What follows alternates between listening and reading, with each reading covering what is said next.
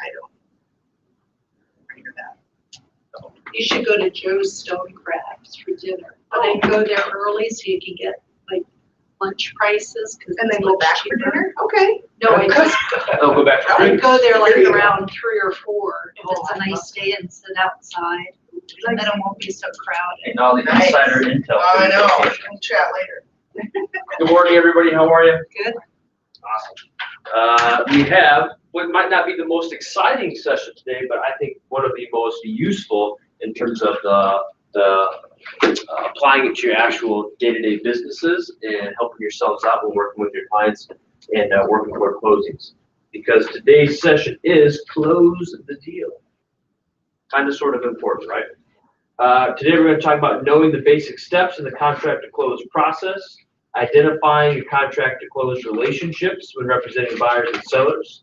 We're going to explore some common issues that can occur in the contract to close process and identify workable solutions. Talk about leveraging our resources and implement post-close systems that ensure referrals for the long term and which will help us win clients for life. We might end a little early today just because I have another meeting that's stacked up this morning. So just as a heads up, we might be finishing up somewhere around 11 o'clock today. Oh, that's, I can only stay until about 1 or 2. Well, that's perfect. Did that just for you, Cindy. But before we dive in, tell me how the Daily 10-4 is coming along. The good, the bad, the ugly. Just working it, just working it. always staying in it. How are the conversations going? Are they a little bit easier now that Yes, we've got they're over a some little- of the scripts, or Yes. what's making them easier, Cindy? Just all this class and everything that we're engaging in, scripts, just hearing it over and over. Hopefully, what you're learning or what you're realizing is it's really it's not that difficult, and it doesn't have to be as salesy or as pushy as you sometimes might tell yourself in your mind, right? It's all it is just making sure that you're systematically in your conversations asking, hey, is there anything that I can help you with, or do you know anybody else that I could help, right? Doing that consistently with people, in addition to having them on some sort of marketing campaign where they're getting reached out to every so often, and just reminding them that you're in real estate, right? It's not being afraid to ask for the business. You guys are great. You got a company that makes sure you know what you're doing, or if you don't know what you're doing, we help you. So you should have no qualms about going out there trying to help as many people as possible, right? That should hopefully boost that confidence for you. Okay. Page 9 has an interesting script. Always keep referrals top of mind. Good morning, Susan. How are you? Distracted. No worries. Come on in. I get distracted all the time. Always keep referrals in mind, no matter who you're talking to or where they happen to live. So, hello, this is Zach. I know it's been a while since we've been in touch. As you know, I'm still in Rochester. I've been busy growing my real estate business with Keller Williams. I wanted to ask you a favor. With people moving all around the country and becoming more global, I wanted to check with you about a couple of things. Number one, do you know anyone who's looking to move back to Rochester? Or anybody moving out of my area? Second, I can help people where you live with their real estate needs by referring them to the best agent in their area. That way I know they'll be professionally represented at a high level, well taken care of, right? So here's the takeaway of this script. If some of your contacts happen to be out of state, or if you happen to get into contact with somebody that's out, let's say somebody comes to town, they're visiting for a little while, you run into Bob, how you been? Great. It's been years. How's life treating you? Good. How about you? It's going well, man. It's going very well. Thank you. How's work? Not bad. Okay. Sometimes Bob might ask me what back. And how about you? Works great, Bob. Thanks for asking. The market is unreal. Homes are going for top dollar. Say, I know you're in from Florida, but I know you're from Rochester originally. If you ever come across people here in Rochester, they're moving to or from, please put them in touch with me. I promise to take great care of them. And by the way, Bob, if you're ever out in Florida and you or somebody you know needs help with real estate, just give me a call. I'd be happy to put you in touch with a phenomenal agent down there to make sure that you're well taken care of. Perfect. Sounds great. Awesome. Is that an easy enough conversation to have? So I'm originally from the Quad Cities, which is the Davenport, Bettendorf, Moline, East Moline area between Iowa, Illinois, right on the Mississippi River. And my family knows back there that I'm in real estate, and they know I've coached them and told them, if you come across people that need help, get in touch with me, and then I'll make sure that I put them in touch with somebody. Because here's what people sometimes hear or think, okay, well, that's fine, Zach, I need to put you in touch with them so that you can make some money, right? So you can get a referral. Well, yeah, that's part of it, right? But really, what's really important is, here's the deal. You need to reach out to me so I can make sure you get put in touch with a credible agent, right? You can gamble, you can throw the dice and end up with, Slimy McGee, who's a trickster agent out there, or give me a call. Let me find you somebody and I tell them, I will call. Either I'll already know who a great agent is, if I'm already familiar with the area, or I will call and I will interview a few of them, and I'll let you know who you should be talking to. I'll give you the names of 2 or 3 people, then you can take it from there, right? But let me make some phone calls and find out who would be a great match for you, so you don't wind up with some agent who might not be someone that'll do a good job for you. And when you help people realize that, it makes a little bit more sense. Like, okay, it kind of takes the whole referral out of the equation. A lot of people don't know that that's how that works, but sometimes, especially if they're family, you need to explain to them that's how it works. Otherwise, they don't even think twice about it. But if your uncles, your cousins, your brothers and sisters know, hey, if you call me first and you let me put you in touch with somebody, I can get some compensation for that. Well, heck, you should hopefully going to help out your family, right? But let's say it's just an acquaintance, and that's not even part of it. Here's the deal, Susan, call me. I'll find a phenomenal agent for you in the area to make sure that you're well taken care of. That would be great. Yeah, a lot of people will take you up on that, right? And so we started adding verbiage to a lot of our marketing material that says it doesn't matter where you are in the world. If you've got real estate needs, reach out to us. We will put you in touch with somebody that will do a phenomenal job for you, right? So I've got people all over the U.S. that know I'm in real estate, but they might not call me if they live in Texas, unless I say, I don't care if you live in Texas, call me. I'll find you a phenomenal person. Right? Okay. Well, now I will. I didn't even think like that before. Especially me. I've been to so many trainings with people that are in the Army, and they're spread out everywhere. We just did a deal. Carly listed a home for an Army buddy of mine, and he was in the Netherlands.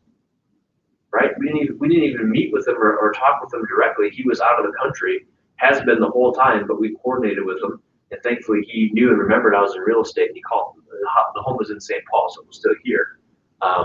But we get Army people relocating back to the Twin Cities that reach out to us from everywhere.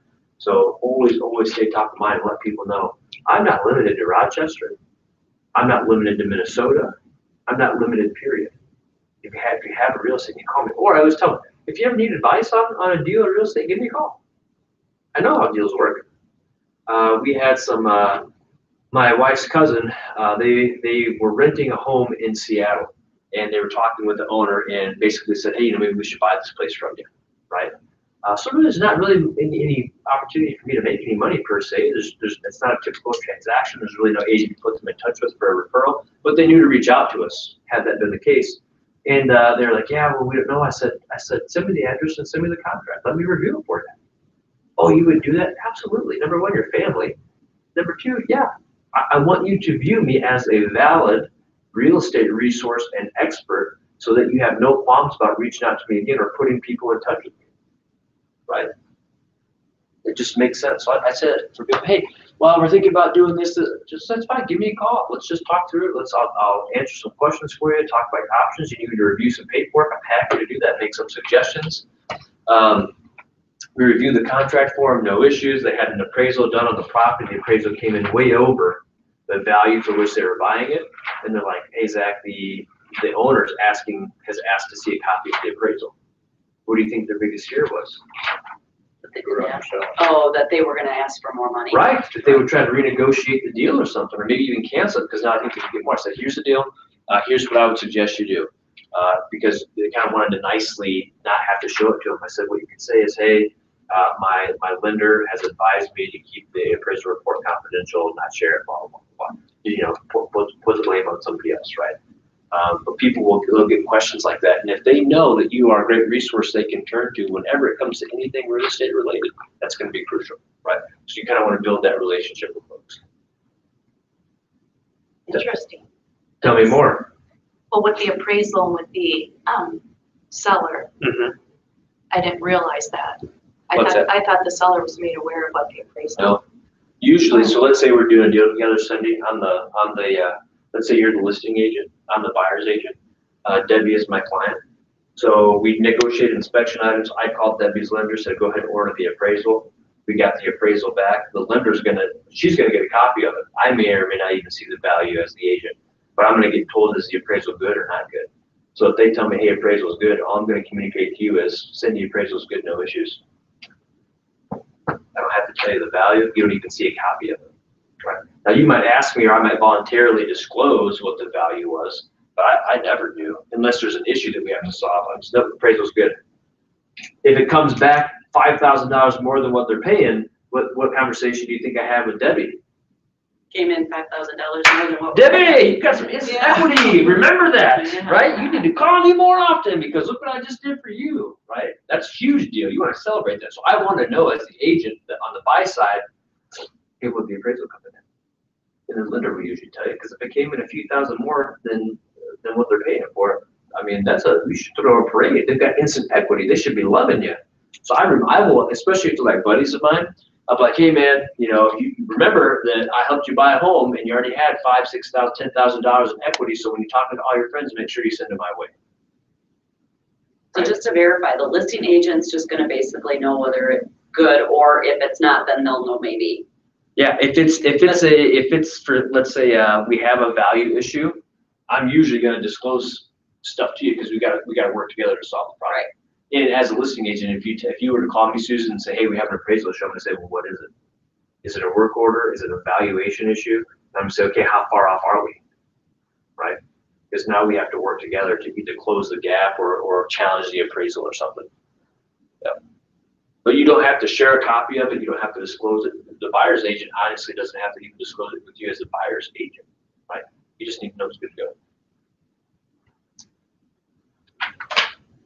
Page 11, get your head in the game. Closing is not an event. I think that's an interesting statement, and I think it helps really frame up how you should think of closing. Because I think a lot of agents, they get something under contract and they do think of closing as an event. Hey, we've got closing. It's a month and a half from now. That's the big game day. We're basically just waiting until then. No, absolutely not. Closing is a complex process that involves a series of steps, multiple parties, and a myriad of details. Closing day is an event, but the closing itself or contract to close is a process that requires constant attention to detail. This is where you can truly shine as a customer service experience professional. It's your job to ensure that all the steps are completed on time and all parties are aware of their roles and what's expected of them. Essentially, your role becomes that of a project manager, right? I'd underline project manager. That's how you have to think of yourself once you enter the closing phase or the contract to close phase. You are now managing the project of closing because you want it to end with a successful outcome, right? Project manager, in addition to being a knowledgeable and calm fiduciary for your client. What you don't want to be, and I think maybe it was Debbie in this class. I know you had a phenomenal agent in Florida, but what we talked about was as soon as the property went under contract, the agent basically went off the grid. Yeah. Yeah, they was like, oh yeah, it was me, all right. The agent basically was like, hey, great, everything, I've done what we need to do. We came to terms now, just wait to close it. Great. Well, that is, I'm gonna be very honest with you. That is how most agents run their business. I ran my business like that for a time because I did not know any better. There were so many things I could have done better back in the day that I just didn't even know. We still got things closed. People were still happy with me, I like to think, but I didn't build a strong, I could have built much stronger relationships. I could have delivered much more customer service. I could have been way more ahead of the curve when it came to managing that process, but I just didn't know any better. It's tempting just to say, great, I don't have to worry about it. Things would take care of themselves. But newsflash, in real estate transactions, very rarely do things take care of themselves. They usually happen because somebody is prodding them along, making people do the right thing. And that's us. That's you as a project manager. That's you as a professional agent. That's you in your fiduciary capacity representing your clients. You need to shepherd the deal along in order to mitigate issues, set expectations, and hold everybody accountable, to include yourself, to include your client. Clients got to do a lot of stuff. And if they don't know certain things that they have to do because you never explained it to them, or you're not, nicely, politely making sure they get moved out of the house in time, for example, then that's gonna lead to issues, right? In a successful contract to close process, number one, the transaction closes on time as expected. This could be one of the most frustrating things as the agent or as a project manager because is some of it out of your control. Yeah. Well, I mean, you can keep in contact, but Some people of have to do it. Some of it is out of your control. Now let me ask you this. Do you have the ability to influence just about everything? Yes. Absolutely. They may be out of your control, but you can certainly still influence it, right? So for example, working with a particular lender may lead to some issues when it comes to closing. Or you might be working with a phenomenal lender and an unforeseen thing pops up and leads to an issue or a delay or whatever, or it could have been something that could have been mitigated, right? The moral of the story is, what are you doing to head off any potential problems? Are you staying in contact with people? Are you maintaining an active role in getting the transaction closed successfully? Because, oh, by the way, I would argue it's your fiduciary duty to do so. You can throw your hands up in the air and say, no, but that's up to the lender, that's up to the title company, this, that, and the other. That's an abdication of your fiduciary duty. Your job needs to be in the mix, holding those people accountable and helping them get the things that they need. Because sometimes they need you to track down people to get signatures or to go slap the other agent upside the head and say, hey, we need this signed FHA amendment back from you. It's been 4 days. Closing is in a week. Get it done. It's obviously much nicer than that, right?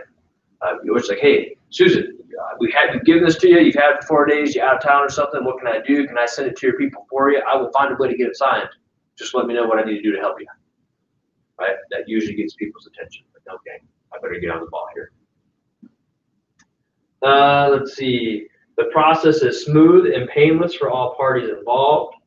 You win future business due to your phenomenal customer service. So let me ask you a question. How will you ensure these three outcomes? How do you ensure the transaction closes on time, that the process is smooth, and you provide phenomenal customer service? What are some things you can do? Follow a checklist. Checklists, absolutely. Right, We're going to talk about checklists. That's a great one, Bob. Matter of fact, that's answer number one. Be organized with systems in place, checklists, schedules, forms. Be knowledgeable of all steps involved and potential pitfalls to avoid. What else? Make sure you're in communication, not only maybe verbally, but emails, and make sure those emails that they verify or that they respond back so you have it verified. That's another one. Over communicate with your clients on the process so there are no misunderstandings. And ask for that verification response. What else?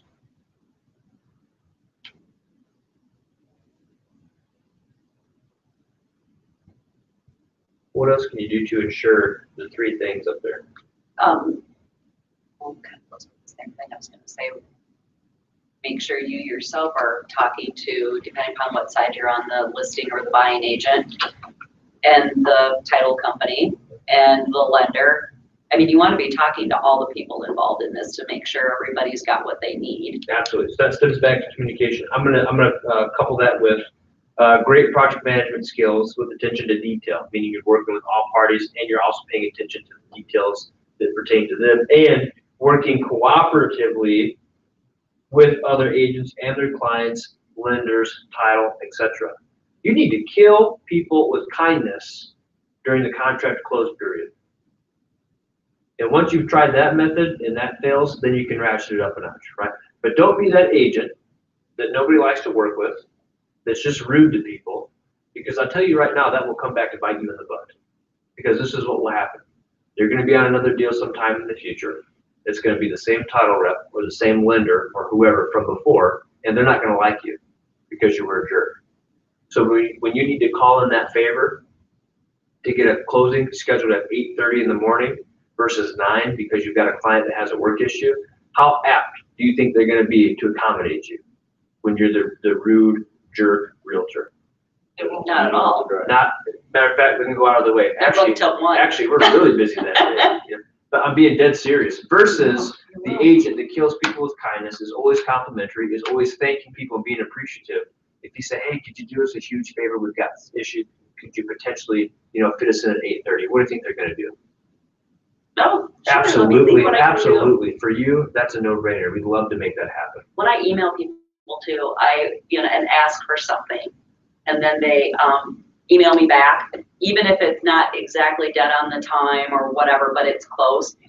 I always respond, let them know that I've got that. Mhm. I thank them, and a lot of times I'll say, you're so awesome. And I'll Right. put like a little smiley face or something, because honestly, even though we're professional, we're also human, and I get the most warm, fuzzy responses from people when you do something that simple.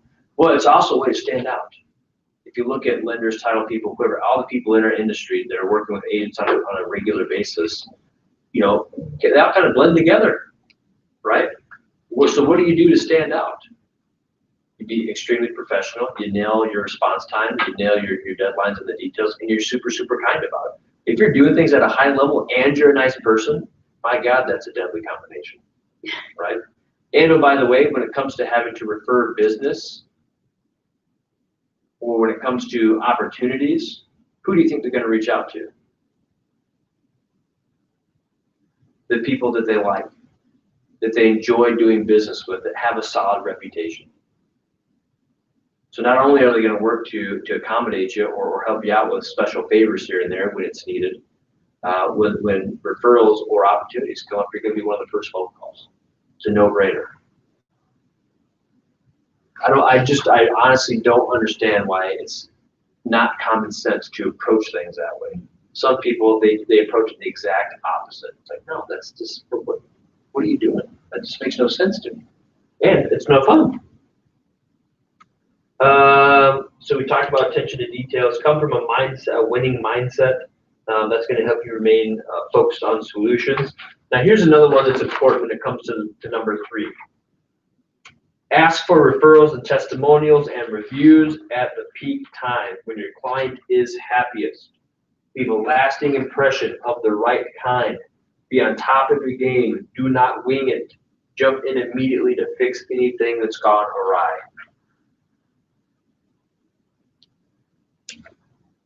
You can do I'm going to use a buyer as an example, but this would be the same for a listing as well. You can go from consult all the way to,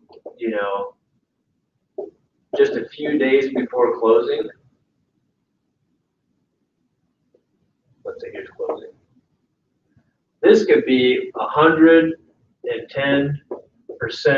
plus client is happy with you. They love you. They refer you to everybody. And within the last 3 to 5 days, you can see that go right down the toilet.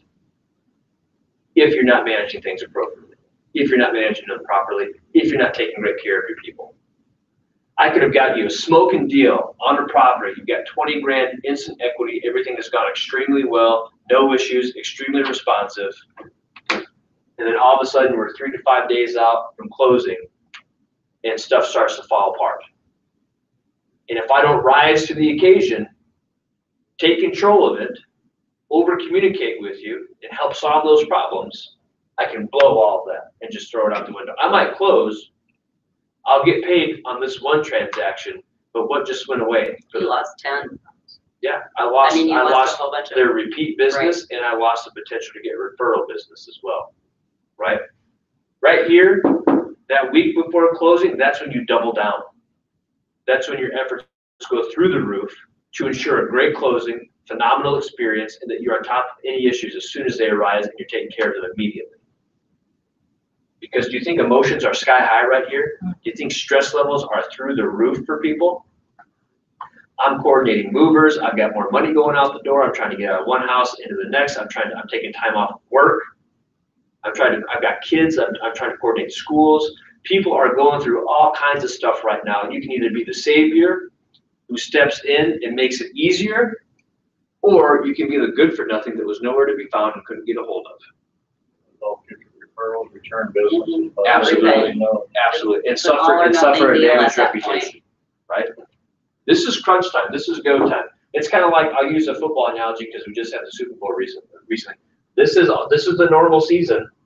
And right here is when we get into playoffs and Super Bowl, right? All this stuff is good. You've got a good track record, but at the end of the day, all the success that you had right here doesn't matter on that final game day. You got to close it. Otherwise, this all goes out the window, or could all go out the window. And it doesn't matter whether they're a first-time buyer or it's like their 10th home. Right. That last week, emotions are always high, no matter how many times somebody has gone through that process. Right. It's just a lot going on that last week. So, but the questions you should be asking yourself throughout the whole process, but especially right now, is how do I make it easier?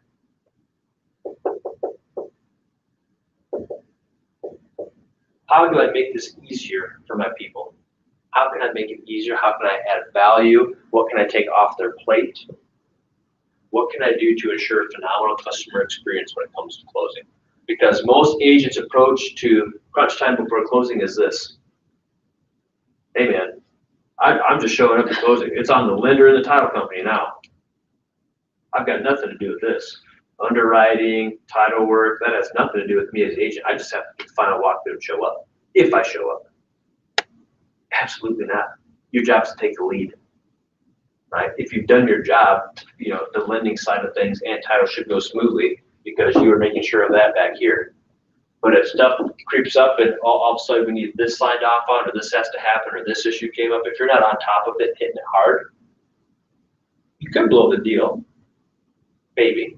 Let's say it still closes, but you might have some unhappy people because, you know, stress was just compounded toward the end and you weren't there to help. I've helped people line up movers. Yeah. And I've gone to Hy-Vee to get boxes for Absolutely. people. Absolutely. I mean, you do whatever it takes to get them in that house and get that closing to happen on Help time. coordinate utilities. We have done the job of the other agent at times because it was the right thing to do to get the job done and take care of my people, right? Sometimes you're like, oh, well, in principle, I'm not the one that should be having to do this. Yeah, but guess what? When you've got clients in a fiduciary, when you're in a position of leadership, you suck it up and you take it on and you make it happen. And you don't necessarily throw other people under the bus, but you can certainly make sure that they're held accountable. Kind of talking about lenders right now sometimes. Love lenders, especially the good ones, but they're not all created equal. They can make your life easier, they can make it harder, right? So I think that's all I'll say right there. Page 12, on your way to payday. Congratulations, you've reached a pinnacle moment in the lead to close process, closing the transaction and getting paid. You've also achieved a monumental milestone for your client. You've gotten their home sold. You've gotten them their dream home. The quote at the bottom is a great one. The first part of the real estate process is a hard, focused work of making connections and achieving agreements. The second part is a wide-eyed and vigilant guardianship of the transaction until it makes it to closing. Vigilant guardianship, right? What we don't want to do is take all this work that we've just done, getting the client, finding the property, negotiating it, getting it through inspection, and then not seeing it come to a successful closing because we missed some of the easy stuff in between, like a commitment letter, like getting an appraisal squared away in a timely fashion. A whole host of things that go on between inspections and actual closings, right? Page 13, make it happen. Know the process. Systems equal success. Seize the golden opportunity and get paid. Number one, know the process. Closing, sometimes known as settlement, is a detail-driven process that brings together a variety of parties to legally finalize the sales transaction. Depending on the specific details and location of the transaction, the parties to the sale may include the following individuals. Look at that list. It's not a short list, and I guarantee that's not all of them. buyers, other agents, lenders, to include the loan officer, mortgage processor, underwriters, etc., closing, escrow company, the closing officer, their assistant, family or friends lending money to the buyer for a down payment, the sellers, potentially an attorney, potentially a tax person, 1031 exchange type stuff, right? All kinds of coordination needs to happen with other professionals. Members of your team, like an assistant, third parties, market center staff, Katie, the MCA, she needs to be in the loop when it comes to green sheets and stuff, right? This is where I had a note to talk about killing people with kindness, but I already talked about that. Here's what I'll tell you right now about this process and all these people. This is what you need to do. You need to take the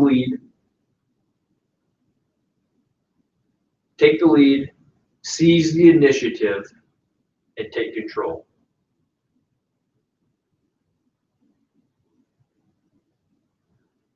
Take the lead, seize the initiative, and take control.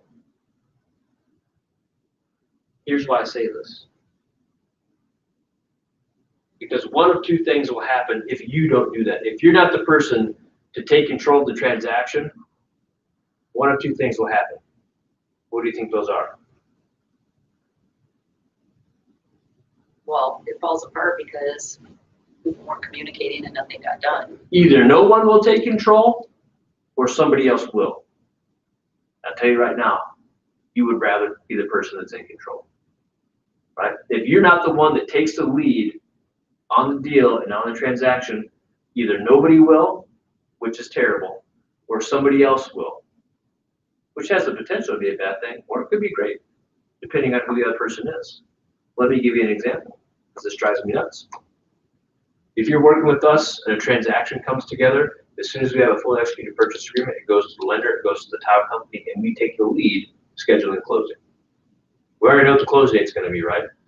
So Susan, if you're the title company, we're sending the purchase agreement, the lender and the title company are on the same email because we're looping them all together in one foul swoop.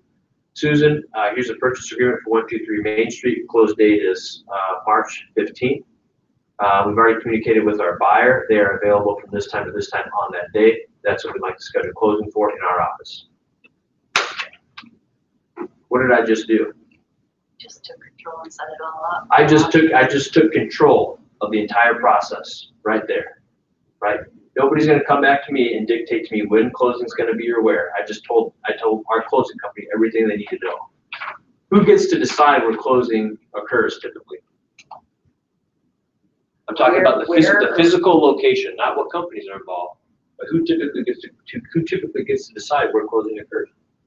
The buyer. The buyer typically gets to choose that, right? So lean forward on that and make sure that you're the one that's dictating it. So you're fortunate enough to have Partners Title in office with you. So if you close with them, it's pretty easy to close right here. But let's say you're at an office that didn't necessarily have title in the office. That's okay. Guess what? Come here and close. You can come to my office and close. Especially if you have a relationship with them where they know you, they like you, and you do some business with them, they will accommodate you. Because here's what I know.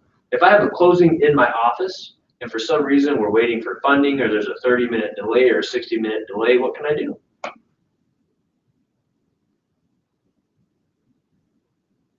My thinking is you can get them some coffee. You can get them some coffee. Exactly. I can still work. I was going to say that, but I didn't know how that. Yeah, that's okay. My complete day does not come to a stop, right? I can still be productive. It sounds like this. Hey, Cindy, here's the deal. We're still waiting on funding, so technically we can't sign off on everything until that wire comes through from the bank. It sounds like that might happen anywhere from 30 to 45 minutes. So if you just want to hang out, drink some coffee, and relax until we get word, that's fine. I'll be just down the hall. Let me know if you need anything. Or if you want to step out, want to run to Starbucks or Caribou, that's completely fine. Go grab something. I'll be here at the office. So whenever you come back, I'll still be here. If something comes up, I'll certainly call you and let you know. Right? Versus being off-site somewhere and stuck there for God knows how long. No, dude, here. I got other stuff to do. Obviously, I'm not telling them that. And oh, by the way, it also saves me from having to drive 15, 20 minutes there, 15, 20 minutes back. It's right here. Right? It keeps my productivity high. It's more convenient for me. And it's convenient for your clients too because they already know where your office is. Why do you think some closings start late sometimes? Because not everybody's shown up. Or Because they're lost. They don't know where to go. They're looking for a title company, and it's not like they have a McDonald's sign right out front. They're easy to find, right? So have it at your office. They already know where your office is because they came in for a consultation at some point, right? Have it right back where they started. But because a pet peeve for mine is this, and we squash this immediately. Sometimes you get a lender who's over aggressive. They jump in the mix and they just start coordinating stuff. All of a sudden they have their own favorite little title company. They start bringing in their own title company. They're scheduling it this day and time. They're just running. No. Pump the brakes right there. All that will go through us.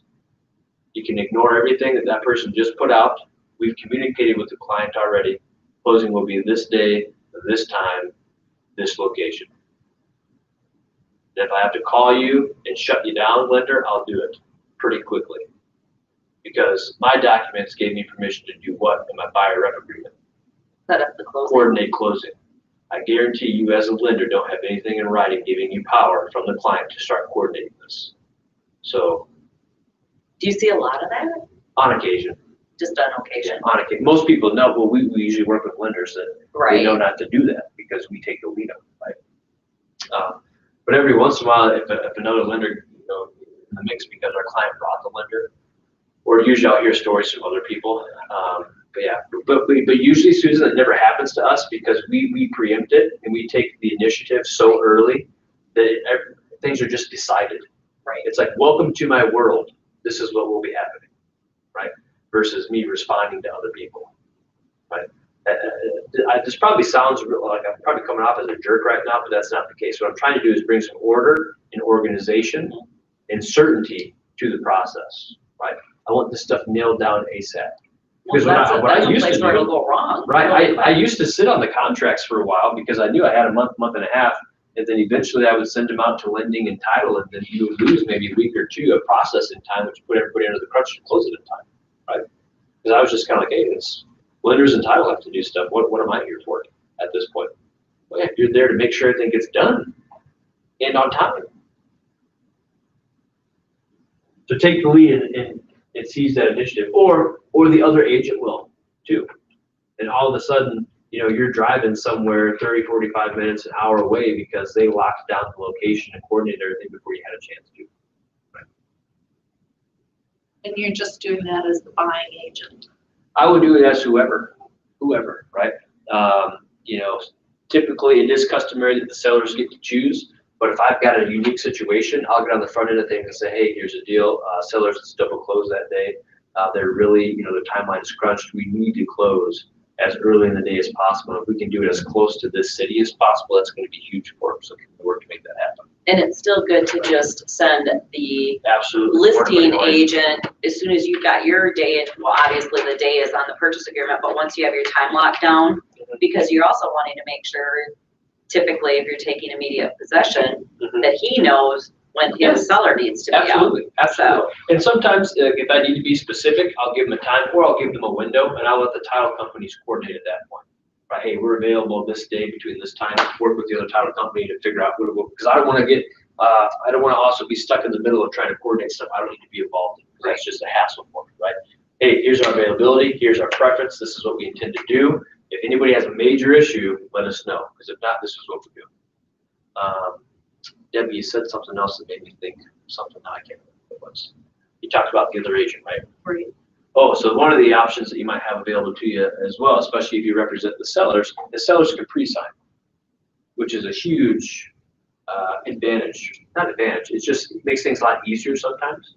They can sign, they don't have to be there at 9 a.m. at wherever on closing day to close. They can sign the day before. If closing's at 4 p.m., they can sign at noon. They can do what's easiest for them, and sometimes that is better for the seller because they can sign the day before and then just focus on getting everything done and out the door later. When I closed on my house just last summer, we came in and we pre-signed and signed everything ahead of time so that we were freed up to keep moving, right? And I love it because as the agent, it's usually way faster.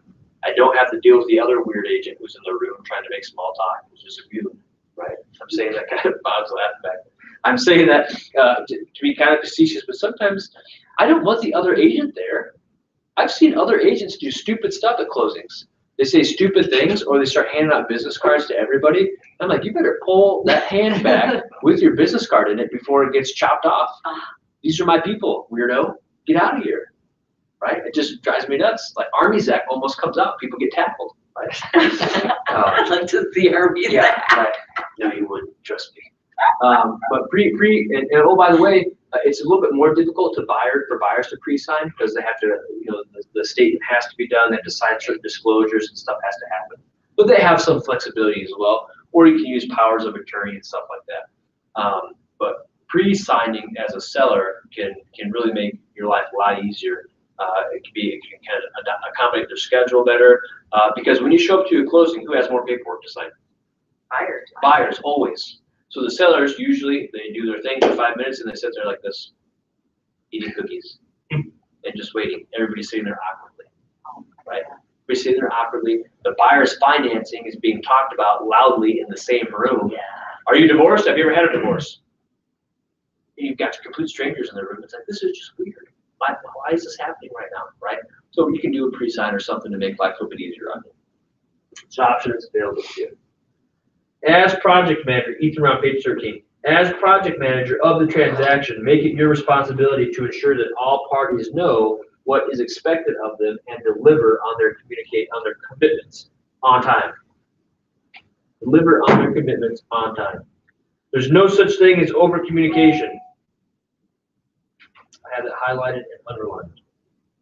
Clearly outline the role and responsibility you own, set expectations of all parties involved about how and when things will happen.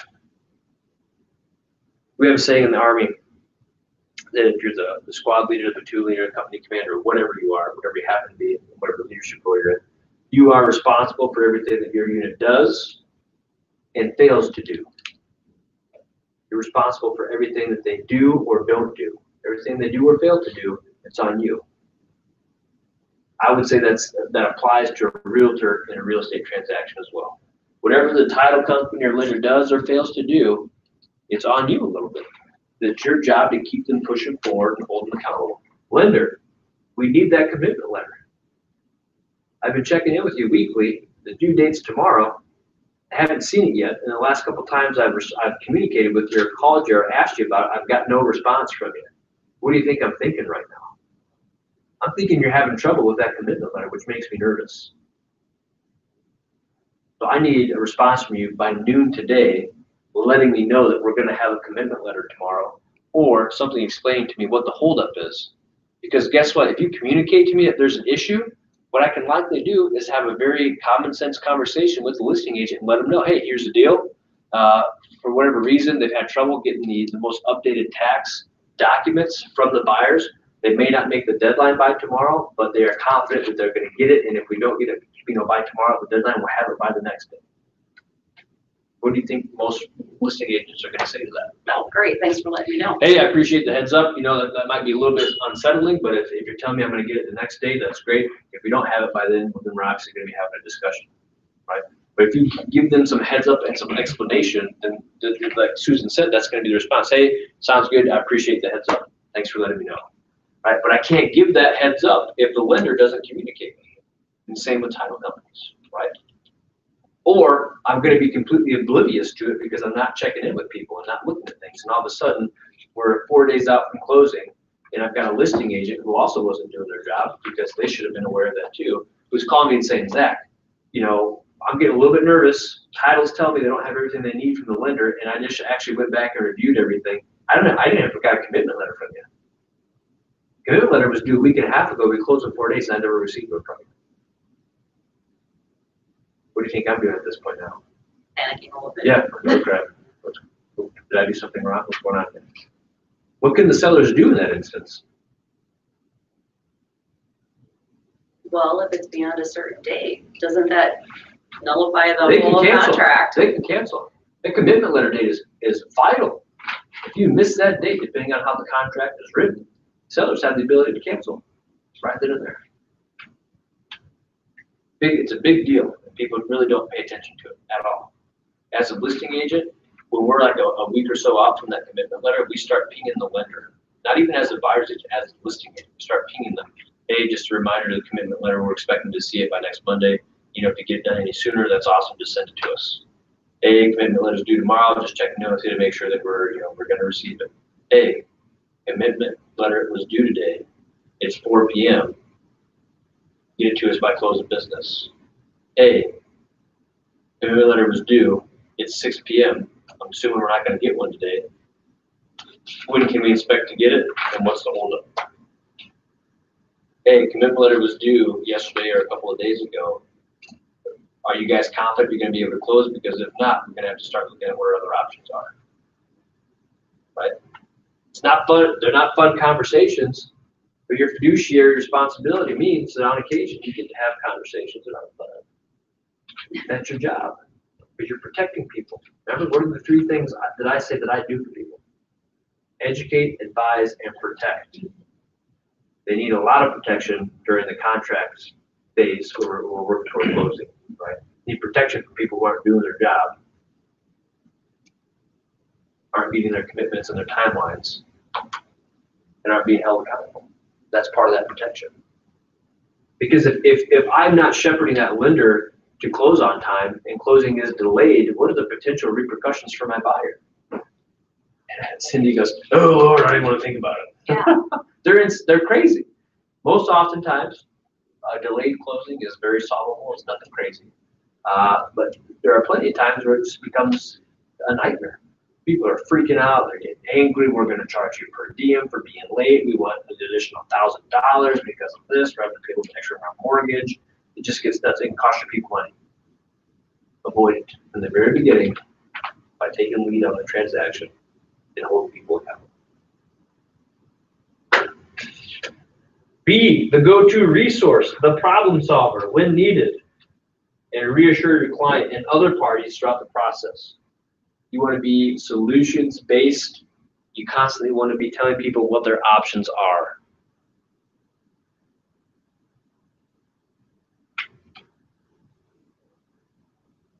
People know if they need a quick signature or they need something done, that they're going to reach out to my team on a transaction because they know that they're probably going to get it same day.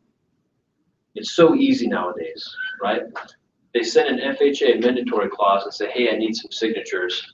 We can put it into .loop and send it to a client for digital signature within minutes. Doesn't matter if they're at work, they can do it from their phone. They take 15 seconds to open an email, click the link, and click to sign. Right? It's so easy these days just to get it done and keep things moving forward. And what else happens is this starts to happen too. Let's say that Susan and I are doing the deal together. I'm the buyer's agent, she's a listing agent. If the lender isn't getting what they need from me and they know Susan's on top of it, where do you think they start going to? They start going to her. And Susan's going to do one of 2 things. She's either going to get on the horn to me and say, hey man, what's going on? I'm getting calls for stuff that you should be getting taken care of. Or she's just going to take care of it herself. Right? But unless you're that go-to person that they know will be on top of stuff and solve it, you might not get reached out to. Just last week, I got a phone call from an appraiser because my names are still on the contracts, even though Carly's running the business, my name's on the contract. And she called me and I just put them in touch with Carly or Kelly when that happened. But she basically called to say, hey, I've reached out to the listing agent several times. The appraiser is requesting more information, like what kind of work has been done on the property to support value, and I'm not getting any response from the listing agent at all. I said, that'll get fixed immediately. Thanks for letting me know. We will be in touch. Were you guys the listing or the We were the buying? buyer's agent. So I told Carly and Kelly, and that evening, Carly had received a detailed list and breakdown from the listing agent of everything that had been done regarding the property. And who do you think pulled comps? Carly did. Right? Because we're getting it done. We're taking the lead. I don't care whose job it is. My job is to take care of the client. How That's what we're embarrassing gonna- though for the listing Absolutely. agent. I mean, their job isn't done either when the PA's Right. like. I mean, no matter But what that you being turn said, around. what sort of takeaway do you think that lender has when it comes to our operation? You got it together. Hey man, the Duckworths, they run a pretty tight operation. They know how to get stuff done. Those are people I like doing business with. They've got a great reputation. Not only did they do it, they did it they were very kind and pleasant about it as well.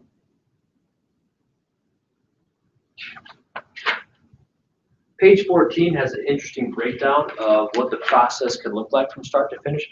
That might not be a bad page to make copies of and put in pre-list packets to send it for sale by owners with the purpose to freak them out of it. No, I'm just kidding, but kind of sort of. Or something to have in your listing of a presentation or your buyer consultation. Hey, this is not even that detailed. This is high level, right?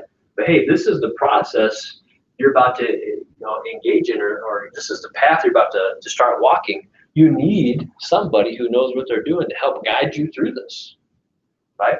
It's not a clear point A to point B to point C to point. No, this could go all kinds of different directions based on how things play out.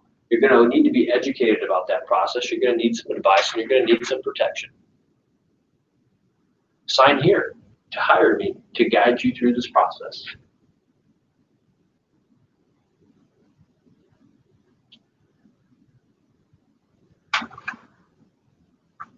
Questions, thoughts, feedback?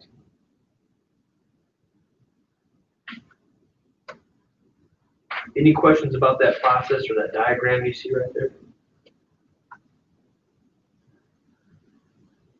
Like I said, it's pretty high level, so to you it should make a lot of sense. I have a question that might seem silly, but okay, so I'm still waiting for the lead paint disclosure. Okay, the lead-based paint disclosure. Because the house that was that I represent the buyer on was built in 1975. So Okay. noticed in the documents that it wasn't there. Yep. Contacted immediately. Person went on vacation, which is fine, but got back. We had a conversation right away on Monday. We kind of went over some things and said, oh, and by the way, I still need that lead paint disclosure. And so then I, at that point, said, should I just pull one and have my client sign it? And the agent's like, no, I'll take care of it. But today's Wednesday and I still haven't seen anything. Now I get our closing is not until March 1st, but I would kind of just like my loose ends tidied up, and it's the only thing I'm still waiting for. Yeah, I would. So when we write offers, it will represent the buyer.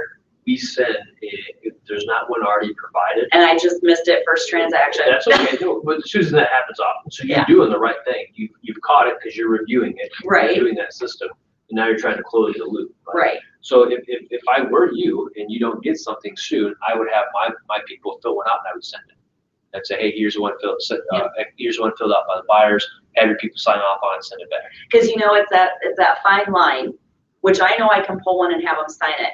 So it's not the fact that we can't get it done. Right. It's that fact where, like you're saying, you're trying to build relationships with other agents. Right. But where do you get to the point where you are getting frustrated? You're still being nice on that end, but you just want to get the job done. Absolutely. And this one's acting like they're just so much busier and everything they got going on is so much more important. Who's the other agent? I don't want to say. Please do. It's not a big deal. Is there somebody in our office? No. Oh, okay. Well, DJ Peterson from Okay. Remax. Okay, no problem. And I mean, I get he's busy, but that doesn't matter. I mean, Right. each client should be taken care of, and, Absolutely. and it's such a simple thing. I mean, he could have gotten off the phone and just sent it to me right then and there so he didn't forget. So I'm kind If of he going, has it, he probably missed it too, which happens. So here's how that sounds, and here's where I really appreciate these conversations with agents when we sound something like this. Let's say that I'm you and you're BJ. okay, Hey BJ, Susan over at Keller Williams, how are you? Calling you about that deal we're working. Hey BJ, here's the deal, man. I know you're super busy. I need to get that lead-based paint addendum squared away because, I've got to have it reviewed and it has to be compliant from my office. So here's what I'll do to make things a little bit easier for you. I'm just going to have my people do one. We'll sign it. We'll send it to you so you guys can sign it and get it back to us. Would that make things a little bit easier for you, help you out a little bit? Yeah. well, I would say yeah, but I've already offered that one once. That's okay. Now you're just telling them. You're not offering. You're saying, hey, BJ, this is what I'm going to do because I have to get it done, right? So we're going to prep it for you. We're going to have my people sign it. And we're going to send it to you for your people, right? And a lot of times when agents can kind of get real with each other and like, dude, I know you're busy. Just let me take care of it. I got it for you. Don't worry about it, right? That's completely different. And oh, by the way, that can really disarm people. And they're like, wow, okay, I kind of like this other agent. Like that's real. They know how it's going, right? They know I'm busy and they're willing to take it on, just get it done. That's co-op agent.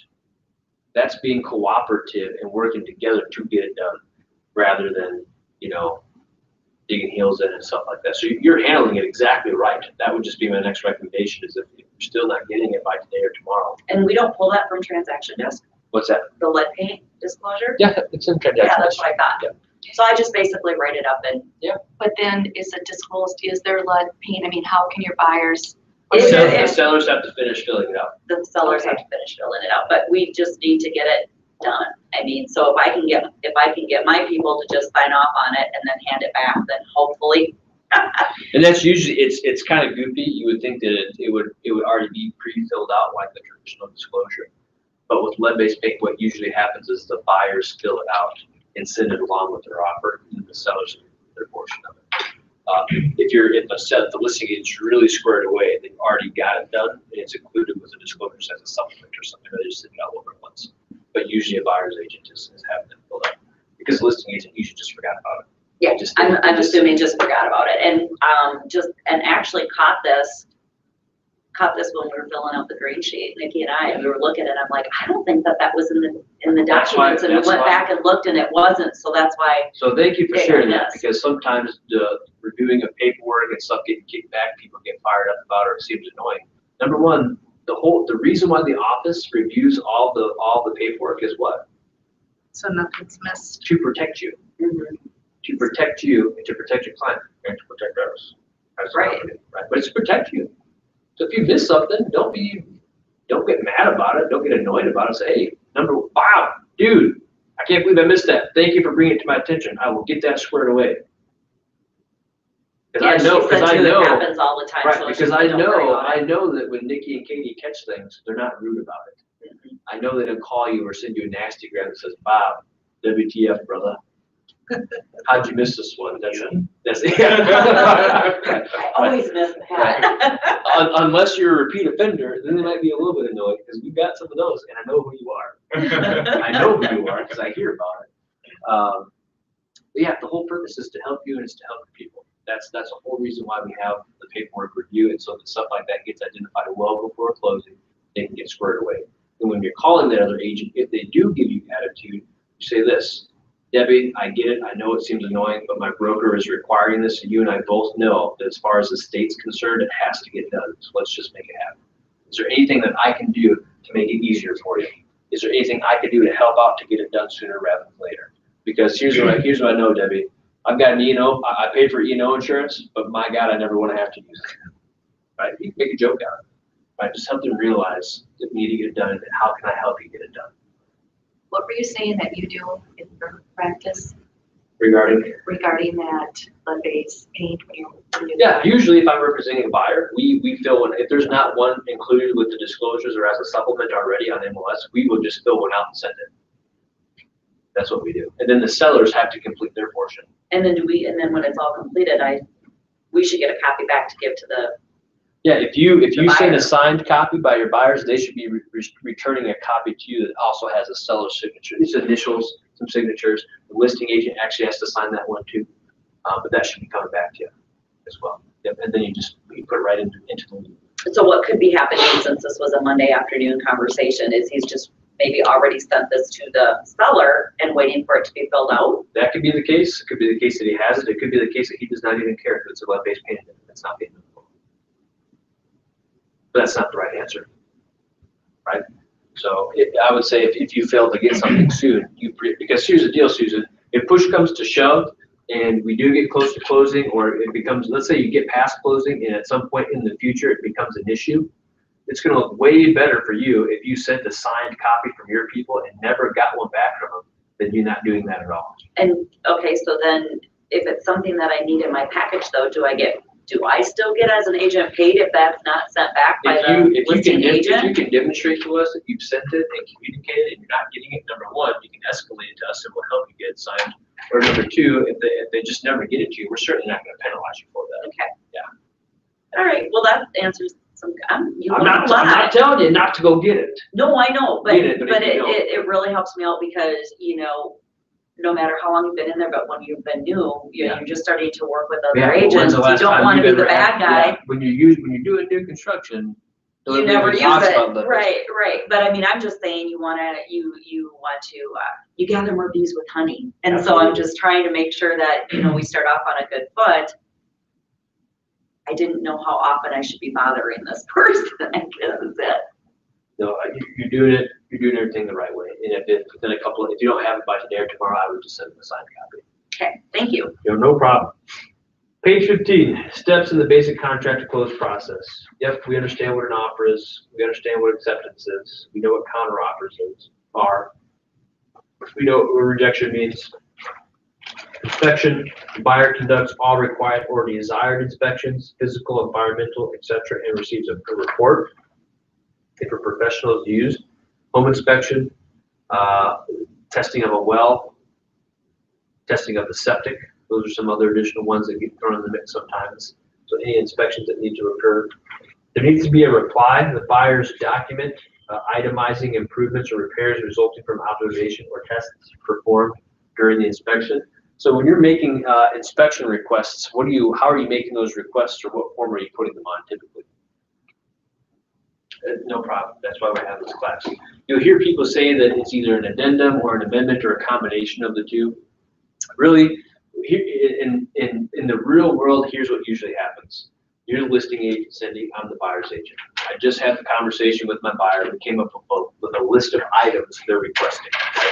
What I do is I send an email to Cindy that outlines everything and say, hey, Cindy, here are the buyer's inspection requests. Please let me know what your sellers think we have a moment.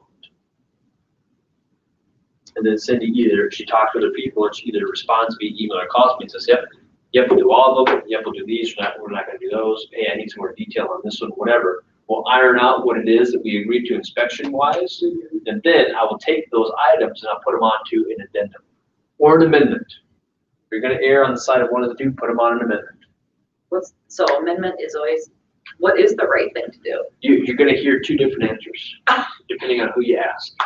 Put them on an amendment. If you're going to err on the side of doing it, put it on an amendment. Because you are amending the original purchase agreement to include these inspection items. Amendment. You never, if you put it on an addendum, because here's why I say that, because sometimes the other agent will submit them to you and it's on an addendum. You don't need to kick it back and say, hey, this needs to be on an amendment. You can take it on an addendum, that's okay. Just know that if you're doing it, an amendment would be the preferred thing to utilize, okay? And what is the time zone again in that inspection clause you talked about on Monday? Yeah. I forgot, I was laying in bed thinking about that That's today. okay. Now you get to insert the number now, Right, okay. right? So what number are you inserting, you know? Like 2 weeks or We typically put 10 days. 10 days? I put 10 days in there, but I add some additional verbiage because last time we talked about the significant change that occurred to the inspection contingency, which was if that timeline expired and we did not reach an agreement, then the contract cancels. Is it 10 business days or 10 10 days. 10 10 days days. period. Yep. 10 calendar. But now what it says is this: if we don't reach an agreement within those 10 days and we don't cancel, Right. transaction moves forward. I don't like that at all. I think some sketchy games can be played, so I don't like it at all. So I add the verbiage that says, hey, if the buyer and seller don't reach an agreement by the timeline specified in line whatever, then this purchase agreement is automatically canceled. Buyer and seller to sign a cancellation immediately. Earnest money refunded to buyer. I just add that safeguard right back in there. Remember, these contracts, they're great, but you don't have to live and die by them. You can add them, you can add to them, you can take away from them, you can modify them so long as it's in writing and everybody signs off and agrees to it. Where do you write that in? Just on one of that one? There's another portion. I think there's even another portion right after the inspection stuff. You can add that. How do you word that? If buyer and seller? If buyer and seller fail to reach an agreement regarding inspection items by the timeline specified in line, whatever. Fail to reach agreement, did you say? Yep. Then this purchase agreement is canceled.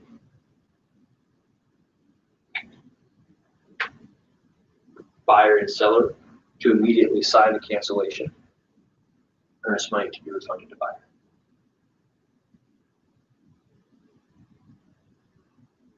You pretty much put that on all the forms like that, that earnest money comes back. Yes. When I do when I add the conventional escape clause, same thing. Well, yeah, because if you don't put that in there, once you hand that back to the seller, even if the buyer gets like their inspection done right away and sends that in, that gets kind of tricky if they What if know it by just, midnight. what if it just never respond to you, Susan? Right. Then what happens? That's called a negotiation tactic. Mm-hmm. We don't like your requests, we're just not gonna respond to it. And the timeline expires, what? You're locked in. And you said, and then you also put in earnest money, return to your buyer. Refunded to buyer. Well, worst case scenario, I don't know what I would do in this situation, because I always play it out in my head all the way. What if I'm the buyer? I send Bob, the listing agent, our inspection requests. Timeline's coming up, it's noon. The day of, I know it expires at midnight, so we get nervous and we send him a cancellation. But he never sends a signed copy back. Are we locked in or not? And you have this clause in there? No clause, no Oh. clause. Oh, no, but if there's clauses in there, Well, the clause of contract is null and void, but Well, he sends then you cancellation. keep the, Yeah, but I sent the cancellation, but it was never signed off on and sent back. So we don't have a fully executed cancellation. So what are we? Are we in limbo? Am I still locked in because we didn't technically cancel? Well, your buyers tried to cancel. Right, but we didn't. The sellers never signed and sent it back. And the way the purchase agreement reads is that, hey, if that timeline expires and there's no cancellation, you're locked in. This is all fairly idiot language, right? Yeah. Yeah. I did this last year. Yeah. I don't want, that's why I add that in there. I remember I read it, I thought to myself, this is what happens when I take a year off of the forms committee. And I was like, this is ridiculous. This is set up for failure. Why wouldn't you have the old language in there just to safeguard against? So we just add it, just put it in there. Use common sense. What's that? CYA. That's right, cover that butt. Inspection reply, acceptance or rejection. Seller determines a response to the inspection reply and amendment amends contract terms to reflect what they are or what they're not willing to comply with regarding the buyer's requests. This process of further negotiation of the contract continues until it's either totally resolved or until the contract is rejected by each party and they do it and they cancel. Clear title. Buyer and seller have an opportunity to review a preliminary report of title that reflect whether any encumbrances, liens, or other issues have been discovered that might prevent the buyer from taking clear title to the seller's property. So this is, I think, due diligence is usually given to lending because it involves money and people's payments and stuff, so they pay a lot of attention to it. I guarantee you most consumers have no idea what's going on when it comes to title. All they know is that at the end of the day, the deed transfers from one person to the next. They don't understand some of the other things that could happen or that are being researched or looked out for, or they don't understand why they have title insurance, other than my lender required I have to have some, right? It's important to understand and look at the title report that you get from a company, because yeah, they're going to say you have to clear this, and this, but what do they also put in there? Title companies or your title insurance policy has exclusions. It has caveats. It has certain things in there that sometimes don't necessarily give you the kind of protection you think you're getting. Yeah, we will insure title except for if this. It's like, okay, well, you just pretty much removed everything that I would have title, insurance for. So just make sure that your people understand what's going on, and that if you see a title report, you give it a quick look over and just to see if anything strange or odd is in there. Oftentimes banks will try to encourage the buyers of their properties to use the same title company. They'll even give you a discount for it. Well, you're getting what you pay for, because there's usually a litany of exclusions in that title insurance policy. And if there's any type of transaction you want thoroughly researched and insured when it comes to title, it's when you're buying a distressed property that was foreclosed upon. So we open up a whole can of worms. You know what I mean? So keep that in mind. I always recommend to people, if you're gonna buy a property from a bank, use a different title company. You don't have to, I know it's gonna be tempting to use the same one, because you might save some money, but use a different title company, because you want another set of eyes that is not necessarily beholden to the bank, to taking a close look at the title and verifying that it's good to go, that all the liens have been paid off, that there's no other people that have an interest in the property. Because those get messy. Foreclosed properties get messy, figuratively and literally. Okay, loan underwritten and funded. While the buyer and their agent have lead responsibility here, the listing agent also has a responsibility to the seller to ensure the buyer's loan is progressing with all due haste. Please underline the portion that says the listing agent also has a responsibility to the seller to assure that the buyer's loan is progressing with all due haste. Like I said before, it's not just incumbent upon the buyer's agent to shepherd the loan officer and the financing through. It's incumbent upon the listing agent to take the active lead as well. Because let me ask you this, who do you think is more likely to kind of fudge the true financing situation when it comes to the ability to close? A buyer's agent or a listing agent? Buyer's agent. Why? Because they're the ones that are getting the funding. Right. They don't want to cause any alarms. Right? They don't They just say, wanna lose hey, the property. Debbie, everything's looking good on our end. We are good to hook. No worries. Listing agent calls the lender, hey, just call it, check it, see what's going on. Well, I've had some problems, verifying the most recent pay stub. Well, that sounds kind of like a big deal, right? The buyer's agent, can't lie, but we can be purposely vague, right? So it's incumbent upon the listing agent to do some checking in as well. You should, like, if I'm a listing agent and we just negotiated inspection items and a day or two has passed and I have not yet seen an appraisal get booked on the property, what do you think I'm doing? Calling the lender directly. lender. Calling them directly or emailing them and copying the buyer's agent. Hey, Joe Lender, we came to terms on inspection items a couple days ago. Maybe you're not aware. I think we're at the point in time where it would be smart to get the appraisal ordered so we don't have any delays, right? Because here's the deal. Mr. Lender might not even know that you came to terms on inspection items because Mr. Buyer's agent was lazy and didn't tell him yet or was busy, right? So you have to let people know what's going on. When you come to inspection terms, you as a buyer's agent, you got to let the lender know, Bob Lender, we're good. Go ahead and order the appraisal. This deal is going to keep moving forward.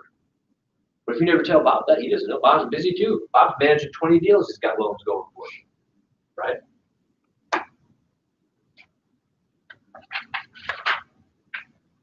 Other escrow instructions, I wouldn't really pay attention to that one. Closing disclosure, we know what that is. You got to review it, make sure things are going to go on that. You as the agent should be reviewing the closing disclosure, the settlement statement as well, because it applies to you too. What are some numbers you should be checking on there? First, let's talk about from a client standpoint. What numbers should you be looking at from a client standpoint? What their net will be. Yeah, the net proceeds look right. So what else are you looking at to determine if the overall net proceeds are correct? Is the commission on there captured correctly? Are closing costs correct? Are they more or less than what was agreed upon? What other items are in there? Is a VAC captured? Is that on there? A bunch of stuff. You certainly want to make sure your commission's right? Kind of a big deal. If it's more than what it's supposed to be, then you just don't say anything. No, I'm just kidding. You have earnest money. Is the earnest money amount correct? Is it reflected in there? Right? You're just looking for the highlights. Number one, is the sale price correct? Is the sale price correct? You would be surprised how often the sale price can be incorrect. Why do you think that is? Because they've had to make adjustments. Because an amendment occurred to sale price that either didn't get sent to title or it got sent to them, but they split their mind and they put the actual true sale price on there. Bob, Mr. Title Rep, the first PA I sent you had the property sale price at $250. Well, 3 weeks later, you got an amendment changing the price to $245. You know what I mean? So Bob might accidentally just put $250 on the settlement statement. Whoa, Bob. Hey, maybe I failed to send you a copy of this amendment. Sale price is actually $245. Can you update the disclosure and send it back out? Absolutely. My bad. Or hey, Zach, next time make me aware of the new price, right? So we're checking price, we're checking closing costs, we're checking commissions to make sure that all that's correct as well. All that fun stuff. And that would be a good time too, the contributions to Yeah, dollar. yeah, you wanna Because see, sometimes there's an amendment after the PA, it could be a week later. Absolutely. Yeah. as a buyer's agent, you wanna make sure, did we use all of our closing costs or not? As a listing agent, you wanna check, hey, are they exceeding what we agreed to in closing costs? Is there anything left on the table? Is that coming back to me? Right, that kind of thing. Because if there's money left there, like you talked about on Monday, then you can do a whole warranty. Yeah, depending on how early you discover it, you've got options. But if you never discover it or never bring it up, any money not utilized is what? Loss. Retained by the Oh, seller. yeah. No, you're right, it's lost. The buyer loses it, the seller retains it.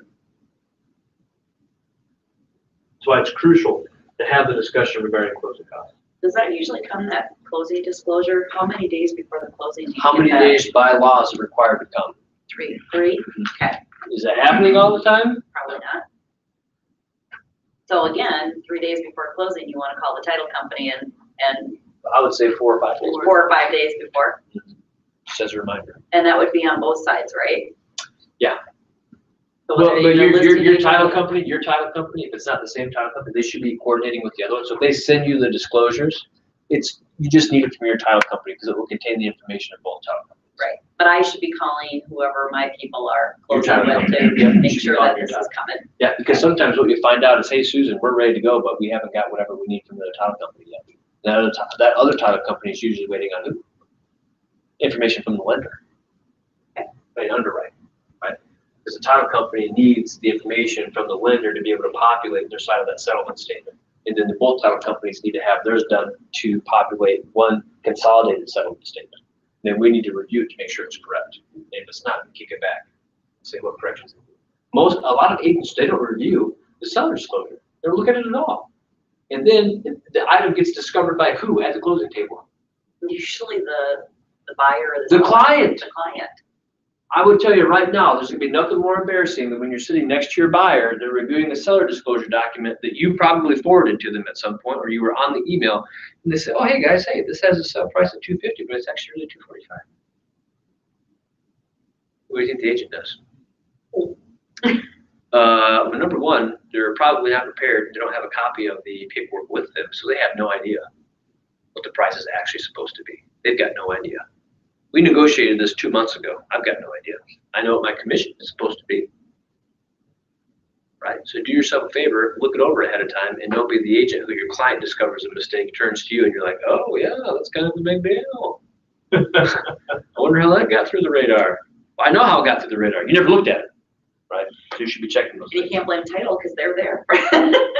Susan, you probably can't blame title because you never sent them the amendment with the updated price.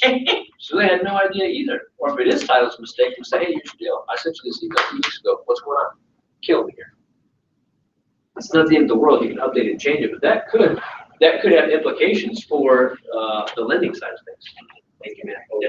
Well, and also if there's like mistakes like that, does it delay your closing? That's what I'm saying. It Yeah. could, on the lending side, it could potentially delay closing Yeah, because they can't always fix it right then and there. well, they can, but if they fix it and it takes the threshold a certain percentage out of what was previously disclosed to the buyer 3 days prior, the law, in its infinite wisdom, now requires that closing be delayed. Now, I don't know if this is the case or not, but I remember when this was first coming out, I would ask questions such as this. Hey, if that happens and the buyer says if they will sign off on something saying they're willing to waive the mandatory few days review that has to occur, is that possible? Something tells me it must be, because I have not heard of closings being automatically delayed 3 days or so. It's either that or lenders are doing a way better job of getting stuff done and accurate to the dollar time for closing. But that's why that stuff is so crucial, because it's an easy change to make, but it could trigger some sort of trying to think of the right word. It could trigger some sort of stipulation that has to be handled a certain way that could lead to a delay in closing, or it could lead to the buyer just taking a hit because they want to close that day and they don't want to delay a little bit, which is the exact opposite of why that law was enacted.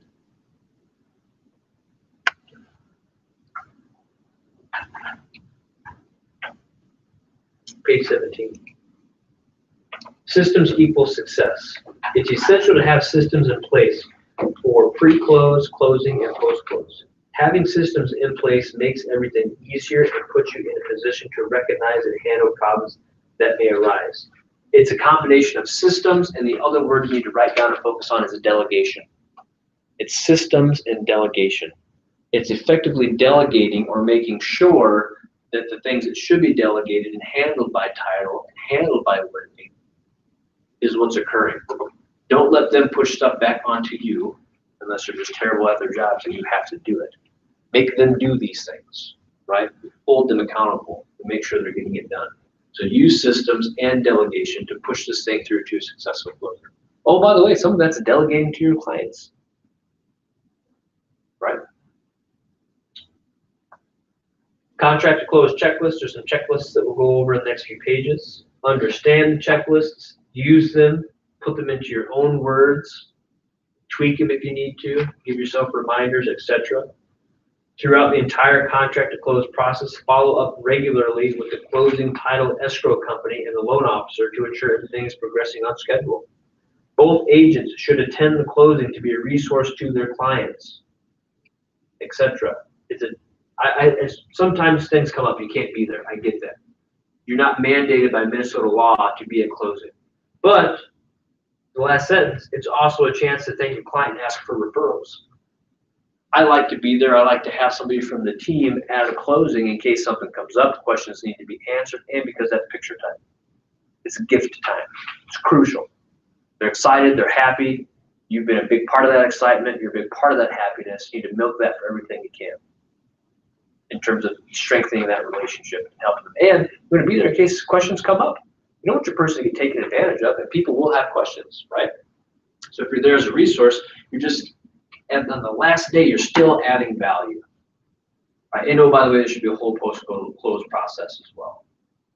But if you can be there, be there. If you can't be there, have another agent that you like and trust go there and sit there on your behalf and let your client know, hey, I've got Debbie, I'm going to be out of town. I've got a vacation. I've had the works for a while. It happens to be on your close date. But Susan from my office, who's a phenomenal agent, she's going to be there with you. So if you have questions or if things come up, she will help handle it. Right? Or give me a call. It's a very easy thing to do. Okay, I've kind of got these next 2 pages marked up, and then we'll wrap up. I remember I said I had to wrap up a little bit by 11 today. So I'm going to power through some of these things. Page 18, that checklist. The first task, submit contract and earnest money to title escrow company, add and lender. The third box down has termite inspection in there. You can kind of cross that out. In the great state of Minnesota, for obvious reasons, termites are something we don't typically have to inspect for or are not required to inspect for. It says as early as possible. The only caveat I have to that is keep your timeline in mind. You want to still make sure you're abiding by your inspection timeline. The next box says obtain loan approval. That you should already have pre-approval.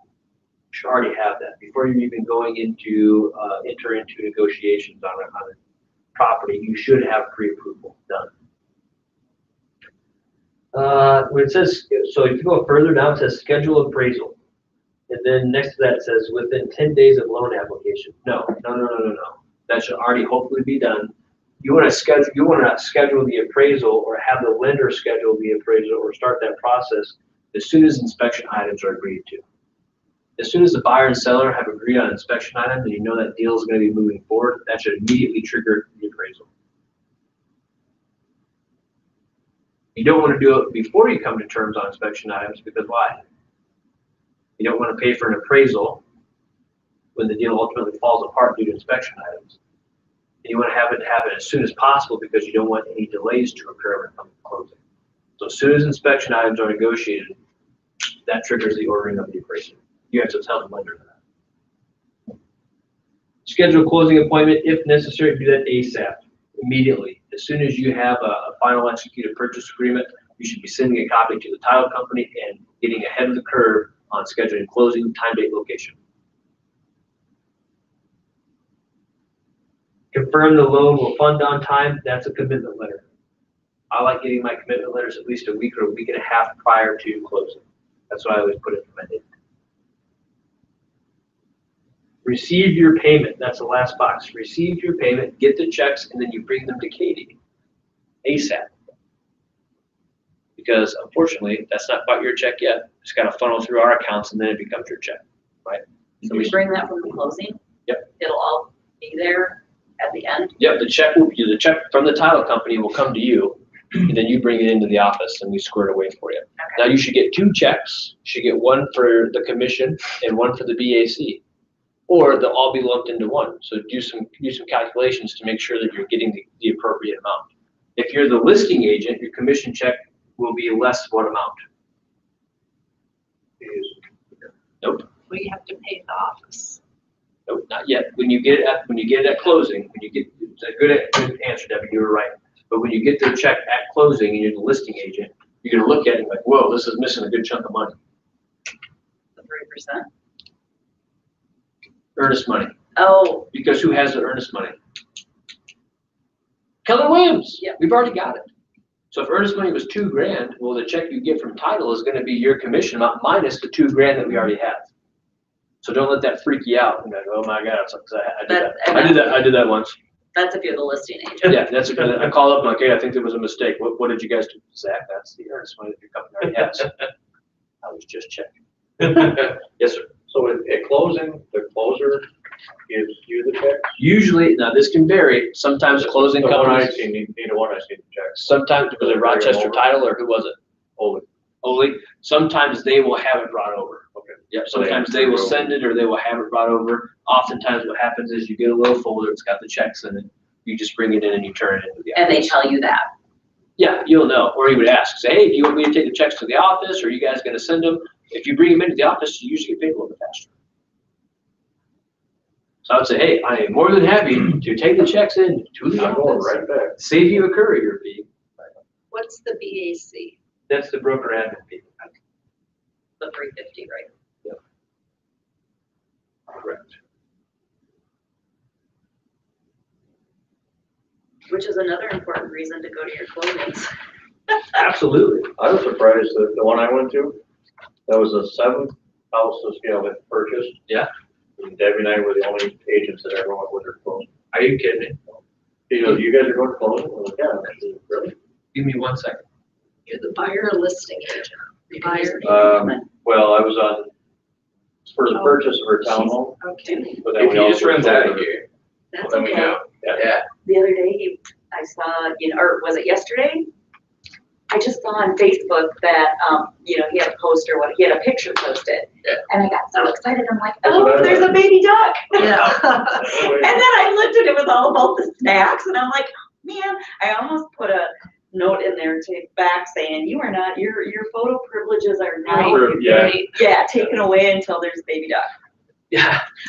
What's going on? Well, I got really excited. I got Oh, really do you want excited to? the other day Yeah. when I saw on Right. Facebook, my phone just shows that you posted a photo. Oh, And I'm yeah. like, oh, there's a baby duck. And then I look at it and it's all about those snacks. And Oh, my yeah. message to you was almost like, you know what? You don't have photo privileges until it's a baby duck. I'm so excited. Yeah, And it was that's cool. snacks. The due date was yesterday, but I booby-trapped myself when I posted about snacks because anytime somebody commented or liked it, I got an alert, so I clicked on it. It would be the picture of the snacks again. I'm like, this is just killing me. Well, killing you, I was all excited. Sorry. I'm like, there's gonna be a baby duck picture. So we're gonna wind it down here for today. I think this was a lot of good stuff. On Friday, it's our last Ignite session, so we'll close it out. I'll recap a little bit more of some of these items as well. But come on Friday, ready to finish this thing and then hit it strong. It's gonna be a nice week break from some trainings. Then after that, we're gonna start another training program. What's the other one? I'll tell you all about it on Friday. Okay. You're gonna want to it's a good program. We have not run it here before. It doesn't get run that often. But I think it's great because it's basically Ignite, only kind of at the next level. And then by the time that program finishes, Bold's gonna be kicking off. Is it gonna be here? It's gonna be in Burnsville, which is not too far, so. Anyway, thanks guys, I appreciate it.